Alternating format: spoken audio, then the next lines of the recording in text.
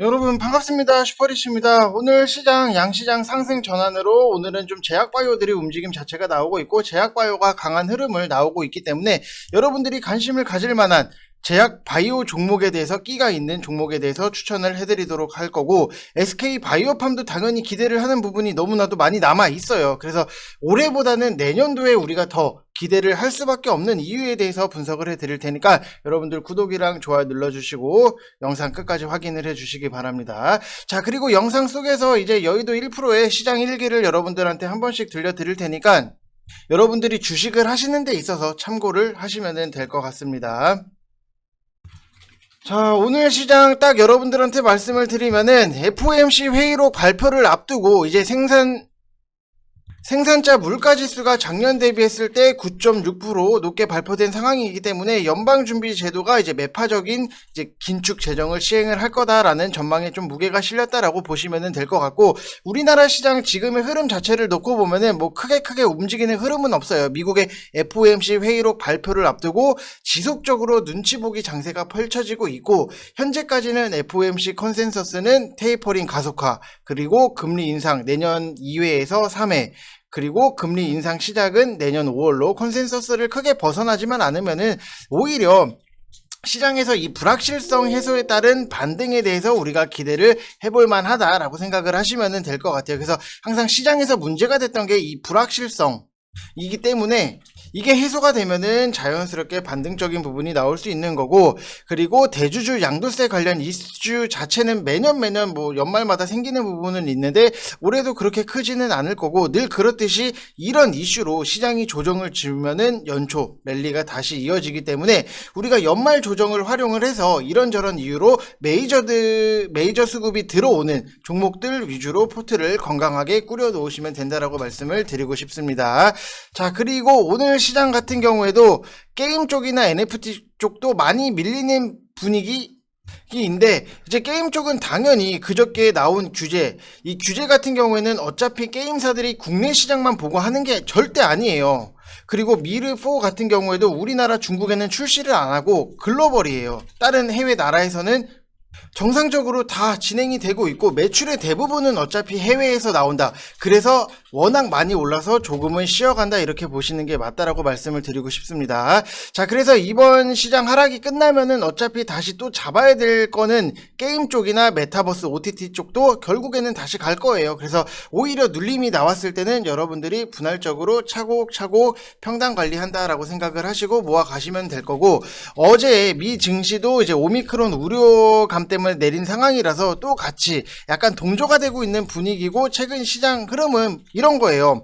미증시가 오르면은 한국 증시는 세금 내야지 개인 투자자들도 매도에 하락이 나오는 거고 미증시가 내리면은 우리도 같이 내리자 어떤 식으로든 지금은 내릴 빌미만을 찾고 있다 이런 상황이기 때문에 거진 이제는 다 내려온 걸로 확인이 되고 있고 보여지고 있어요. 그래서 코스닥 기준으로 1000포인트 내외 기간 조정을 좀 거치고 나면은 여기서 반등 하나 나온다. 이제는 시장이 다시 한번 돌려서 올라갈 수 있는 부분이 있기 때문에 지금의 조금 잔잔한 흐름이 나오면은 급하게 볼 필요도 없고 실적이 기반이 되는 종목들을 여러분들이 매수를 하시면 된다라고 말씀을 드리고 싶습니다.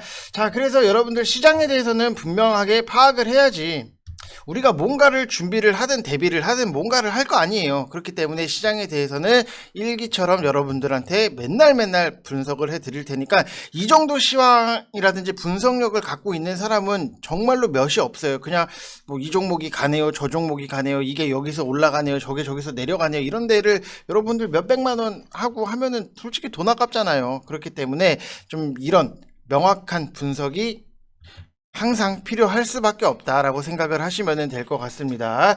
자, 그래서 여러분들 지금 뭐 절대 비싸지 않아요. 1개월 하시면은 44만원, 2개월 하시면은 77만원, 뭐 4개월 하시면 99만원 이렇게 진행이 되고 있는데 제가 여러분들한테 뭐 아무런 수익도 안 내주고 그냥 오시라고 말씀을 드리는 게 아니에요. 최근에 제가 여러분들한테 추천을 드렸던 종목을 놓고 보면은 MC넥스 같은 경우에도 우리가 11월 19일 날 매수를 해서 수익적인 부분, KNJ도 11월 30일 날 수익 내드렸고 MBT 같은 경우에도 지금 12월 6일 날 추천을 드려서 수익적인 부분, EM텍도 12월 3일 날부터 추천을 드렸던 부분이 있는데 EM텍은 아직도 꾸준하게 가고 있다라고 생각을 하시면 될 것 같아요. 오늘 조금 아쉬운 게 윗골이 달고 시장이 어느 정도 좀 받침이 됐다라고 하면은 한번 튕겨서 크게 올라갈 수 있는 부분은 있었는데, 그래도 뭐 꾸준하게 우상향을 하고 있다라고 생각을 하시면 될 것 같습니다. 자, 그리고 LG 이노텍 같은 경우에도 결국에는 29만원 이하로 여러분들 기회가 왔을 때 무조건 매집을 하시라고 말씀을 드렸는데, 오늘도 결국에는 어제 뭐 빠진 부분은 아쉽지만 다시 채워서 올라가고 있다라고 보시면 될 것 같고, 지금 여러분들한테 추천주를 좀 드릴 수 있는 게 노란풍선 같은 경우에도 14,500원 이하로 여러분들 매수를 하시라고 말씀을 드리고 싶은 게, 오미크론 자체는 뭐 당장은 당연히 심각하기는 해요. 근데도 여행이라든지 항공, 카지노, 면세 이런 컨택트 쪽에서는 여러분들이 포트에 하나 집어넣고 모아 가시는 게 지금은 너무나도 매력적인 매수가다라고 생각을 하시면 될 것 같습니다. 자, 그리고 EM텍 같은 경우에는 뭐 아까도 말씀을 드렸지만 12월 10날 제가 여러분들한테 추천을 드렸던 거고, 송원산업 같은 경우에도 어제 여러분들한테 매수를 분할적으로 모아 가시라고 말씀을 드렸는데, 오늘 뭐 크게 뭐 흐름 자체가 뭐 나오진 않고 있어요. 뭐 21,100원 이렇게 올라간 부분이 있기 때문에 오늘 조금 시장이 받침이 됐으면 정말로 더 크게 올라갈 수 있는 기대감도 분명히 있었지만, 편안한 종목 실적이 좋으니까 우리는 천천히 잘 모아간다라고 생각을 하시면 될 것 같습니다. 자, 그리고 우리가 좀 봐야 되는 종목 중에 하나가 제약바이오를 여러분들한테 조금 추천을 나름 빠른 제약바이오를 추천을 드리려고 해요. 지금 보시면은 티움바이오, 이것도 19,900원 이하로 여러분들이 분할적으로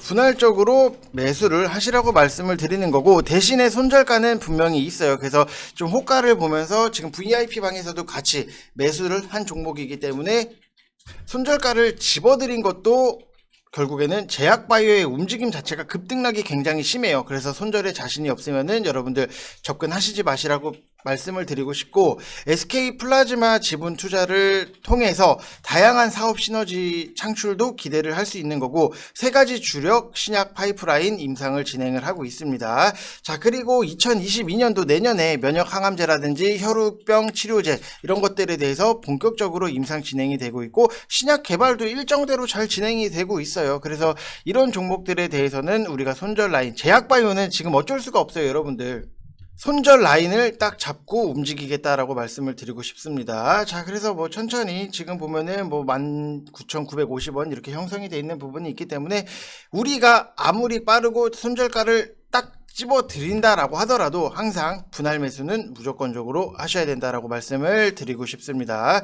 자, 이것도 오늘 날짜가 12월 15일 이렇게 추천을 드립니다.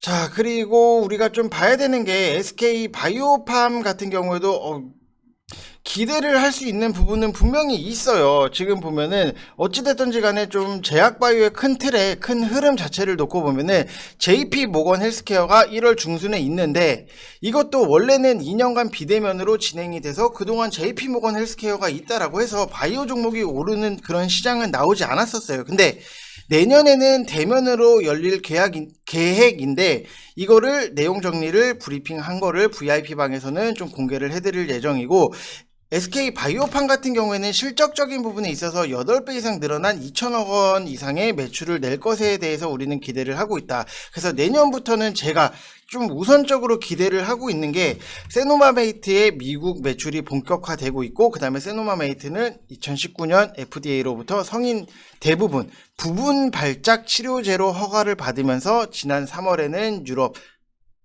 의약품청으로부터 판매 허가를 받았고, 6월 달에는 독일, 덴마크, 스웨덴에 출시를 했어요. 그래서 유럽 38개국에서도 순차적으로 출시를 하겠다라는 계획적인 부분을 갖고 있고, 일본이라든지 중국에서도 이제 상업화를 위한 아시아 임상 3상을 진행을 하고 있어요. 그래서 부분 발작 치료제에 대해서는 앞으로 우리가 매출적인 부분이 내년부터 본격화되지 않겠나. 그리고 전신발작 치료제 같은 경우에는 3상을 진행을 하고 있고, 2024년도에는 FDA에 허가를 신청을 할 계획이다라고 보시면 될 것 같아요. 그래서 중추신경계 관련 질환 치료제를 개발을 하고 있는데, 국내에서 유일하게 미국 FDA에서 승인을 받은 혁신 신약 2종을 보유를 하고 있다라고 보시면 될 것 같아요. 그래서 여기서도 딱 이렇게 놓고 보면은 재무적인 부분을 좀 얼추 보게 되면은 매출액 자체가 작년 대비했을 때 올해 너무나도 큰 폭으로 상승적인 부분이 나올 수 있다라는 기대감.